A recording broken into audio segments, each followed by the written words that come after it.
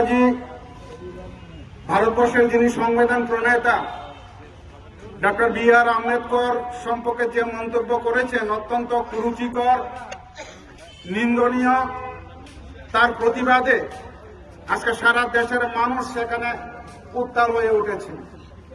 আজকে সর্বভারতীয় কংগ্রেস কমিটির আহ্বানে সারা দেশের প্রত্যেকটা জেলা শাসকের কাছে রাষ্ট্রপতির উদ্দেশ্যে অমিত শাহর পদত্যাগের দাবিতে যে ডেপুটেশন, সেই ডেপুটেশনের অঙ্গ হিসাবে আজকে উদয়পুর জেলা কংগ্রেসের আহ্বানে আমরা উদয়পুর কংগ্রেস ভবন থেকে উদয়পুর শহরের মিছিল পরিক্রম করে আমরা জেলা শাসকের কাছে এসেছি।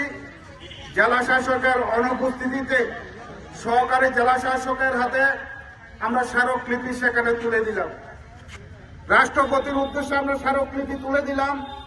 আমাদের মূল যে দাবি, ভারতীয় জনতা পার্টি আপনারা জানেন সারা দেশের মধ্যে একটা গভীর ষড়যন্ত্র করছে সংবিধান পাল্টে দেওয়ার জন্য। এই যে ঘৃণ্য পরিকল্পনা, সেটা দেশের স্বরাষ্ট্রমন্ত্রী অমিত শাহজি এই যে সংসদে দাঁড়িয়ে ডক্টর বি.আর. আম্বেদকরের প্রতি যে অশালীন মন্তব্য করলেন, সেটা কিন্তু সেখানে প্রকাশ পেয়েছে। সংবিধানের প্রতি ভারতীয় জনতা পার্টির যে অসম্মান, সংবিধানের প্রতি তাদের যে অবহেলা, সেটা কিন্তু ওনার বক্তব্য থেকে সেখানে প্রতিস্ফুটিত হয়েছে।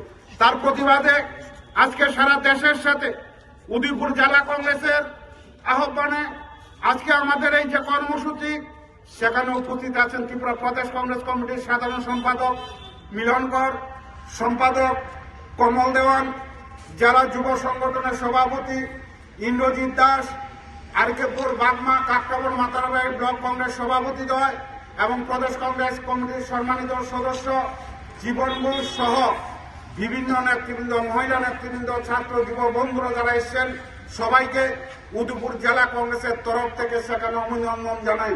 এবং তার সঙ্গে বলতে চাই, আমাদের যে দাবি স্বরাষ্ট্রমন্ত্রীর পদত্যাগের দাবি, এই দাবি যতক্ষণ পর্যন্ত গ্রহণ করা না হয় ততক্ষণ পর্যন্ত কংগ্রেসের আহ্বানে সারা দেশের সাথে ত্রিপুরা রাজ্য, এই জেলাতেও প্রত্যেকটা বিধানসভা কেন্দ্রে আমাদের আগামী দিন সেখানে আন্দোলন অব্যাহত থাকবে।